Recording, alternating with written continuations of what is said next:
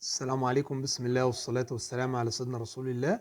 في سؤال جه كويس كده على الجروب، يعني موضوع بصراحة بخصوص ورنيش العربيات. المهم اللي حصل مع اخونا ان هو رش العربية، اداها اللون بتاعها واداها اول طبقة ورنيش او لاكر او اللي هو الكلير كوت، عليه المصلب بتاعه وكل حاجة تمام، واداها اول وش.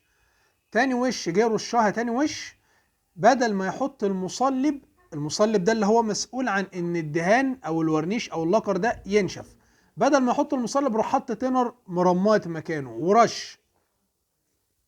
ايه العمل هنا؟ يتصرف ازاي مع حاجه زي كده؟ انتوا برضك يعني سيبوا لنا خبراتكم في الموضوع في التعليقات، عرفونا هل حد قابله حاجه زي كده؟ طب اتصرف معاها ازاي؟ طب المفروض يتعامل معاها ازاي؟ المهم اخوانا على الجروب وتم الحوار والمناقشه، يعني المهم الخلاصه بتاعت الموضوع ده ان الدهان لازم ينشال، والكل اتفق على كده ان لازم كده الدهان ينشال، الورنيش اللي هي تاني طبقه دي تتشال، وطبيعي هو بيشيل هيلاقي نفسه بيشيل اللي تحت منها لغايه بقى ما يوصل للفيلر، وبعد كده يبدا يصنفر الفيلر تاني او يطهره لو الفيلر ما اتضررش او حاجه او في حصل تفويش لاي حاجه، خلاص يبدا ان هو يصنفر الاساس بتاعه او الفيلر ويرش لون من جديد ورنيش من جديد. انما لو في الفيلر اتشال معاه بالتنور وكمان هيكون محتاج يحط في الفيلر مكانه يعني وكده.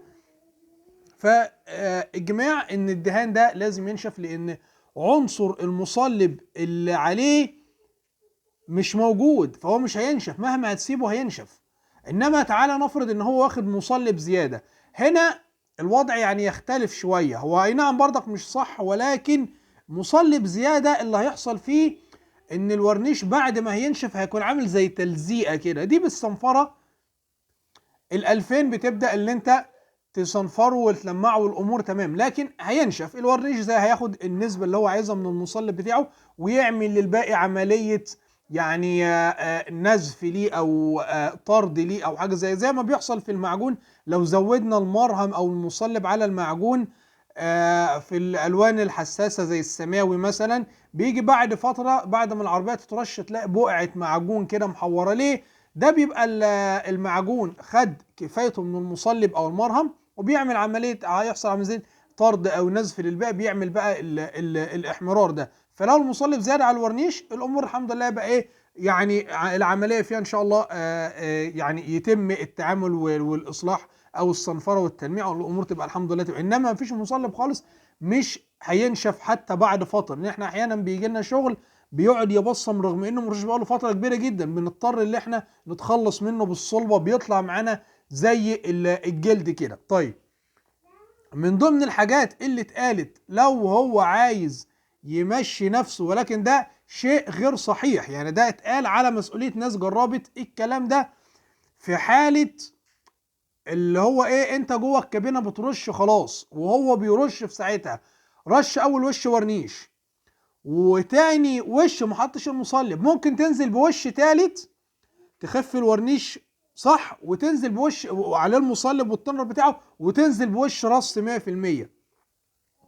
تمام كده؟ هنا يعني زي هيحصل ايه، عملية زي تفاعل في الكيمياء مع بعضها، ولكن ده تبقى حاجة مسكنة مش صح. احنا اتفقنا اول حاجة كله اتفق ان الموضوع لازم ينشال، ولكن عن تجربة يعني ناس جربت حاجة زي كده على مسؤوليتها الشخصية مع العميل او الزبون بتاعهم في حاجة زي كده، عشان خاطر ما حدش يجرب حاجة زي كده ممكن تكون نفعت معاهم وما تنفعش معاك انت. ولكن من ضمن الكلام اللي انقال يعني ان ممكن يجي في تالت وش ورنيش من غير ما يشيل اي حاجه، وهو في ساعتها يرش وش تالت ورنيش عليه المصلب والتنر بتاعه صح، والامور الحمد لله مشيت معاهم. ده وهو في ساعتها. ولكن لو عدى عليها بقى تاني يوم وخرجت من الكابينه واتهوت والكلام ده ونشفت او مش نشفت، لانها مش هتنشف، المقصود ان هي خرجت من مرحله ايه الرش في ساعتها، هنا لازم يتخلص منه. ده اللي انقال. تمام كده؟ ولكن يعني شخصيا انا شايف ان هي ادام انت هي كده كده طلعت من الكابينه او دخلت، يعني حتى لو تاني يوم خلاص جرب نفس الطريقه وممكن يعني العمليه تمشي معاك لو هي عربيتك او انت على ضمانتك الشخصيه وعاوز يعني تلم الخسائر بقدر الامكان يعني. ولو حصل حاجه تجيلك تاني مفيش مشكله، ولكن تبقى ايه اديها تجربه، اديها تجربه، ولو حصل حاجه انت هتجيبها وتعيدها تاني مفيش اي مشاكل عادي.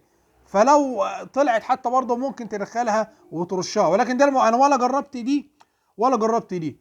ومن ضمن الاراء اللي اتقالت ممكن تجيب مصلب وتنر وتديها كلها وش رص، والامور الحمد لله تمشي برضك معاك. يعني برضك ناس بتقول ان هي جربت الكلام ده على مسؤوليتها الشخصيه والامور الحمد لله مشيت معاها. الصح ايه؟ ان هي تتشال تماما، وده اللي حصل مع الناس على الجروب. اتخلصوا من العربيه، كان معاهم شغل تاني، يعني ناس بتقول خبرتها في الموضوع ده ان هو اتخلص من الدهان تماما بالتنر، وبدا يغسل العربيه بره وجوه، ان حصل فيها بهدله جامد، ولكن عشان خاطر يعرف يدي ضمان او جرانتي على الشغل اللي هو بيطلعه. اما انت بقى عاوز تجازف وتجرب موضوع انك تنزل وش ورنيش شارد ويكون على ضمانه المكان بتاعك او كلام من ده، يعني رايي الشخصي ممكن، سواء انت بقى مش عارف، عرفونا انتوا في التعليقات رايكم ايه في الموضوع ده، هتعرف الزبون بتاعك او مش هتعرفه، ولكن تكون مدي ضمان فعلي حقيقي ان لو حصل اي حاجه دي مسؤوليتك انت، عربيتك بقى مش عربيتك يعني.